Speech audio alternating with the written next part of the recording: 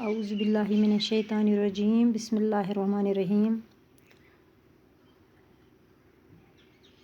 Government اپر primary school Varnu چھٹی جماعت کے پیارے بچوں، السلام علیکم ورحمۃ اللہ وبرکاتہ۔ پیارے بچوں، آپ اپنی بہارستانی اردو کا صفحہ نمبر 88 نکالیے۔ تو بچوں، ہمارا موضوع ہے آج صحت اور صفائی۔ آج ہم صحت اور صفائی کے بارے میں پڑھنے جا رہے ہیں۔ بچوں، آپ اپنی کتاب کی طرف غور سے دیکھیے۔ صحت اور صفائی، ہماری زندگی کا دار و مدار صحت پر ہے۔ اچھی صحت کے لیے تازہ ہوا، صاف پانی اور اچھی غذا اور صفائی نہایت ضروری ہے۔ خوراک اور پانی کے بغیر ہم کچھ دن تو زندہ رہ سکتے ہیں، لیکن ہوا کے بغیر ایک پل بھی زندہ رہنا مشکل ہے۔ پیارے بچوں، ہماری زندگی کا انحصار ہماری صحت پر ہے، یعنی جب تک ہماری صحت اچھی ہے تب تک ہم اچھی طرح سے اپنی زندگی گزارتے ہیں، اور خدا نخواستہ اگر ہماری صحت پر کسی وقت کوئی برا اثر پڑے یا ہمارا صحت خراب ہو جائے تو پہلے تو ہم پریشان ہی ہو جاتے ہیں کہ کس طرح ہمیں خدا صحت یابی عطا فرمائے۔ اس کے لیے ہمیں بہت ہی محنت کرنی پڑتی ہے، بہت ہی چیزوں کا احتیاط کرنا پڑتا ہے۔ لہٰذا بچوں، ہمیں ہمیشہ صحت مند رہنے کے لیے صفائی کا خیال رکھنا ضروری ہے، یعنی ہوا، صاف پانی اور اچھی غذا اور صفائی، یہ بہت ہی ضروری ہے ہمارے لیے۔ یعنی صحت مند رہنے کے لیے ہمیں تازہ ہوا، صاف پانی، اچھی غذا اور صفائی نہایت ہی ضروری ہے۔ یعنی بچوں، ہم خوراک اور پانی کے بغیر زندہ رہ سکتے ہیں، لیکن ہوا کے بغیر ہم ایک پل بھی زندہ نہیں رہ سکتے ہیں۔ ہم تقریباً ہر 5 سیکنڈ میں ایک دفعہ سانس لیتے ہیں۔ ہم ناک اور منہ کے ذریعے سانس لیتے ہیں، ان دونوں کو صاف بھی کرتے رہتے ہیں۔ ناک اور منہ کی طرح ہماری جلد کا بھی اپنا مخصوص کام ہے، لہٰذا جلد کو بھی صاف ستھرا رکھنا نہایت ضروری ہے۔ بچوں، ہم تقریباً ہر 5 سیکنڈ میں ایک دفعہ سانس لیتے ہیں، اور ہم ناک اور منہ کے ذریعے یہ سانس لیتے ہیں اور ان دونوں کو صاف بھی کرتے رہتے ہیں۔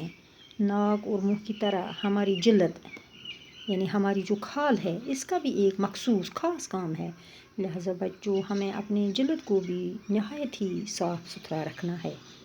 تندرستی اور بیماری دونوں حالتوں میں تازہ اور صاف ہوا انسانی زندگی کے لیے لازمی ہے۔ اچھا خون صرف اچھی غذا اور صاف خوراک سے ہی نہیں بنتا، بلکہ تازہ اور صاف ہوا بھی اس کے لیے ضروری ہے۔ یعنی بچوں، صحت مند یا بیماری، ان دونوں حالتوں میں ہمیں تازہ اور صاف ہوا ضروری ہے، اور اچھا خون صرف ہمیں اچھی غذائیں کھانے سے ہی نہیں ملتی ہے، بلکہ صاف ہوا بھی ہمارے لیے ضروری ہے۔ صبح سویرے ہوا خوری سے سستی دور ہو جاتی ہے، یعنی جب ہم صبح اٹھتے ہیں تو بچوں یاد رکھنا چاہیے تو تھوڑی سی ہوا میں سیر کرنی چاہیے، تاکہ یہ کاہلی، یہ سستی جو ہوتی ہے یہ دور ہو جاتی ہے۔ تازہ ہوا میں تھوڑی بہت ورزش بھی کرنی چاہیے، اس سے جسم کے تمام اعضاء تندرست اور توانا رہتے ہیں۔ یعنی تازہ ہوا، یعنی خاص کر صبح کے وقت تھوڑی بہت ورزش بھی کرنی چاہیے۔ اس ورزش سے ہماری جسم کے جو اعضاء ہیں، جو حصے ہیں، یہ صحت مند اور طاقتور رہتے ہیں یا طاقتور بنتے ہیں۔ تازہ ہوا غذا کے ہضم ہونے میں بھی مددگار ثابت ہوتی ہے، یعنی جو یہ بچوں تازہ ہوا ہوتی ہے، یہ ہمارے جسم میں جو ہم غذا کھاتے ہیں اس کو ہضم کرنے میں بھی کافی مفید ثابت ہوتی ہے۔ خدا کی عطا کی ہوئی نعمتوں میں پانی بڑی نعمت ہے۔ ہمارے جسم کا 3/4 حصہ پانی کی شکل میں ہے۔ پانی خوراک کو اچھی طرح ہضم کرنے میں مدد کرتا ہے۔ یعنی بچوں، جو پانی ہے یہ خدا کی دی ہوئی نعمتوں میں سے ایک نعمت ہے۔ خدا نے ایک انسان کو بچوں بے شمار نعمتیں عطا کی ہیں، لیکن پانی بھی انہی نعمتوں میں ایک بہت بڑی نعمت ہے۔ یعنی ہمارے جسم کا 3/4 حصہ پانی کی شکل میں ہے، اور پانی ہمارے جسم میں جو ہم خوراک کھاتے ہیں، جو ہم غذا کھاتے ہیں، اس کو ہمیں ہضم کرنے میں بھی مدد دیتا ہے۔ پانی کے لیے پاک اور صاف پانی کا پینے کے لیے پاک اور صاف پانی کا ہی استعمال کرنا چاہیے۔ ابالا ہوا پانی عام طور پر جراثیم سے پاک ہوتا ہے، یعنی جو ہم پینے کے لیے پانی لاتے ہیں وہ بالکل صاف اور پاک ہونا چاہیے۔ ہمیں ہمیشہ صاف اور پاک پانی کا استعمال ہی کرنا چاہیے، اور جو ابالا ہوا پانی ہوتا ہے اس میں جو جراثیم ہوتے ہیں وہ ابالنے سے دور ہو جاتے ہیں۔ بچوں، جراثیم وہ چھوٹے جاندار کیڑے ہیں، نظر آتے ہیں، نظر نہیں آتے ہیں ہمیں، اور وہ بیماریاں پیدا کرتے ہیں۔ لہٰذا ابالا ہوا جو پانی ہوتا ہے اس میں یہ جراثیم مر جاتے ہیں، وہ جراثیموں سے پاک ہوتا ہے۔ قدرتی پانی پہاڑوں پر جمی برف کے پگھلنے سے حاصل ہوتا ہے، یا بارش سے کنووں، چشموں اور تالابوں کا پانی خالص نہیں ہوتا ہے۔